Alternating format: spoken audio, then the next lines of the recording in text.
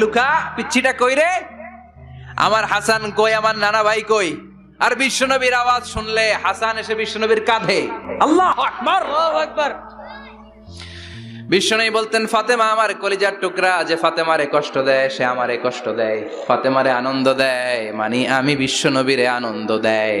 এই ফাতেমা সব সময় পর্দায় থাকতেন, দিনের বেলা বেরোতেন না, সারা দিনে টয়লেট করতেন একবার, সেটাও করতেন রাত্রে, যাতে দিনের বেলা কেউ তারে না দেখে। কি ব্যালেন্স লাইফ, কি ব্যালেন্স লাইফ! রাতে একবার টয়লেটে যাও মানে কি সারাদিন খাওয়া দাওয়া এরকম ব্যালেন্স করে করতেন। কেউ দেখতে পারে নাই ওনারে, কেমন ছিল কেউই জানতো না। এমন ভাবে চলাফেরা করতো, কোনো পুরুষদের সামনে দিয়ে কখনো যেতেন না। এজন্য ইন্তেকালের আগে আলীকে বললেন, আলী, বিশ্বনবীর ওসিয়ত অনুযায়ী কিছুদিন পরে আমি আমার বাবার সাথে সাক্ষাৎ করব। ইন্তেকালের সময় বেশি লোক আমার জানাজাতে আসার দরকার নাই, নিজেরা দোয়া করে দিলে চলবে।